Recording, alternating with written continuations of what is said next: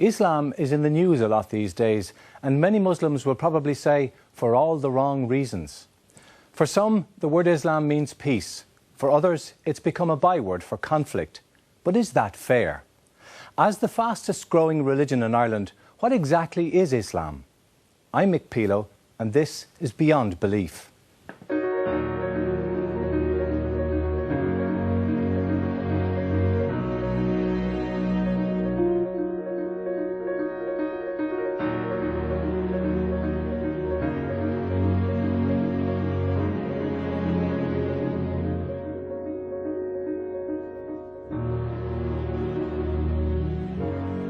Good evening, you're very welcome to the programme.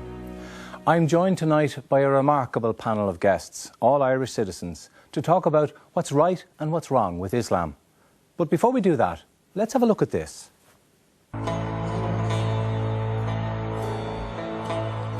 In any religion, there's a disparity between ideals and reality. In theory, Islam is a faith rooted in peace, prayer, pilgrimage and submission to God's will. But actions carried out in the name of Islam sometimes give a very different impression, with Muslims at war with other faiths and with each other. Inspired by his faith, an Irish-born Muslim, Sam Najjar, led the Tripoli Brigade as they fought to remove Muammar Gaddafi from power. Sam has also fought in Syria.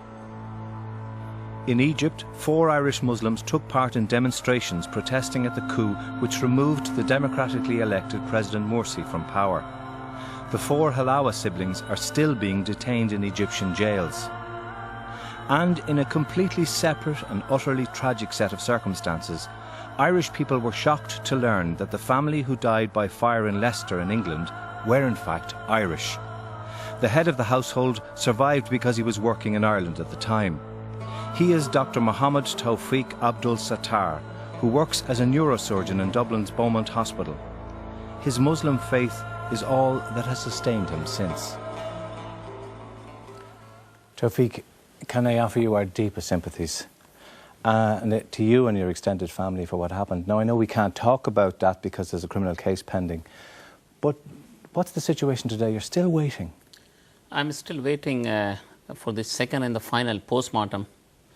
And I've been told last week from the coroner's office in Leicester that while they have charged 7 people, and they had a meeting last Monday in the coroner's office with all the defense lawyer, and they all agreed on table and signed as well. There will be only one second and the final postmortem, which is going to happen 8th of October, which is tomorrow, 2 p.m. And are you going to bring them home to be buried here? I do, yeah. And as my wife always wishes for Ireland, and she herself and my daughter, who was going to complete her religious studies next year, that was a plan, and they were going to come over here and to work for the Irish society, yeah.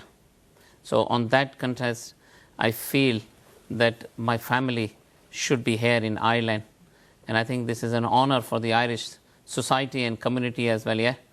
The people and innocent people who gave their lives as well, yeah, and they were in the path of seeking the knowledge, both for the school education, but more so of the religious educations in a right track, and they gave their life, yeah.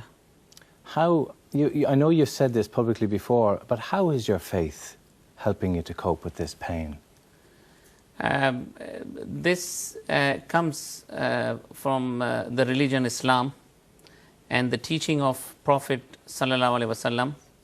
And I said in my one of the radio interview that when you have any difficulties, any calamities, you say the Arabic word which is mentioned in Quran, which called Inna lillahi wa inna ilayhi raji'un. And this means that we all belongs to God. And it means we all belongs to God, not only the Muslim, we all belongs to God. And our return is towards Him.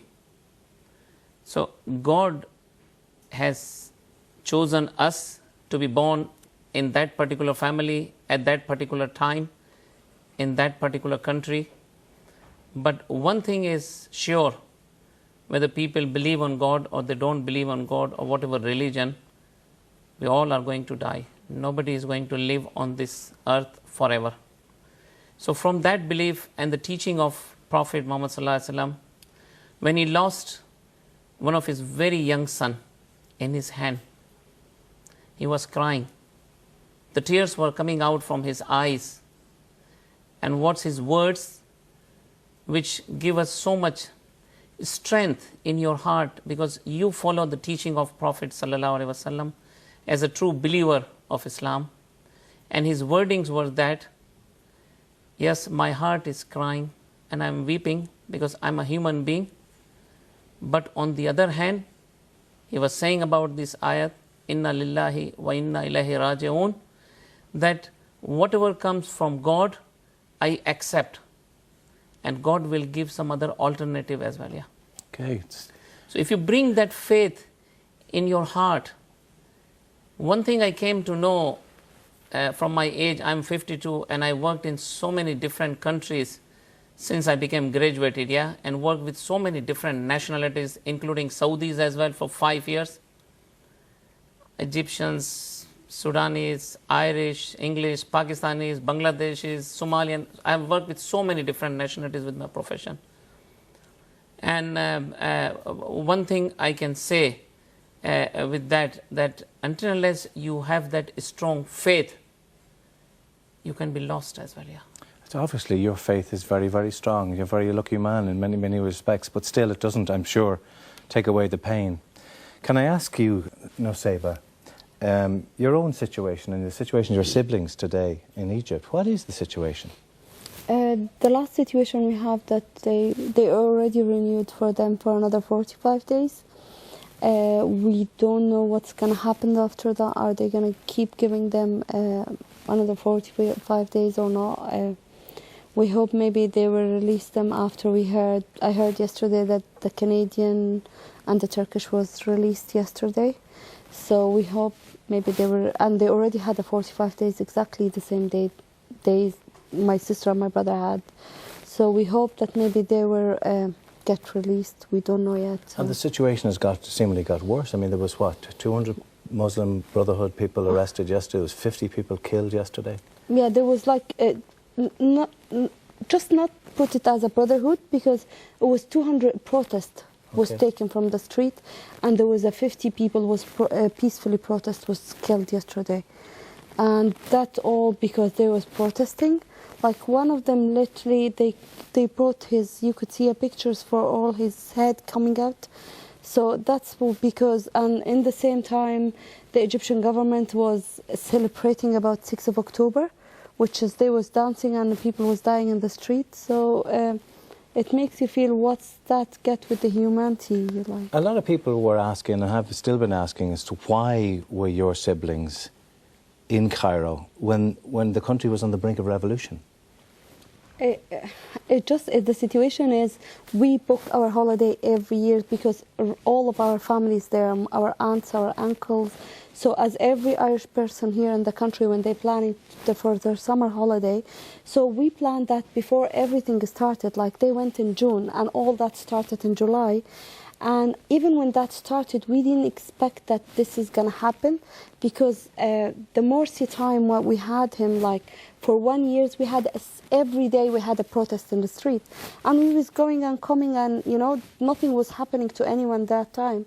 So no one would imagine that's going to happen. Like even when the people went out on the 30th of June in the street, everyone was they saying their opinion. Nothing happened to them. None of them got killed or none of them was in jail.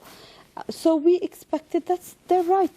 So there's no connection, or is there a connection between your family and the Muslim Brotherhood, for instance? No. Because there is a perception that your father, who's the Imam of the Clonskeagh Mosque, is connected. No, my father, he's an Islamic person. Yeah, he's a Imam in Islamic law and everything. But he's not a brotherhood, like person as they trying to say. No, my sister and my brother, all of us, we follow Islam and everything. But in the end, was the Egyptian government trying to put in the in the media, especially the European media, that the people that are with me is a normal people. If you are against me, that means you are brotherhood. Okay. So if you are going out against the coup, that means you are brotherhood. So, for example, like Tahani al-Jibali, which is one of the head court in Egypt, she was saying about Obama, he's a brotherhood person, because he didn't want to see, for a long time he didn't make his decision, and he didn't say that what's happening in Egypt is a coup. So if Obama is a brotherhood, I could imagine what they're saying about my family, you know. So it's not that my father, my sister and my brother, what happened is they was in Egypt for their holidays. It came out that what's happening there, they believe that Egypt should have a democracy, whichever what the democracy with brotherhood, with anyone. Okay. So they, as anyone believes in anything, they was defending about what they believing in. Okay. Sam Niger, could you be described as an Islamic jihadist, for instance? I don't know, I've been labelled many labels since my ordeals. Unlike the Halawa family, I did book a ticket. I was in pre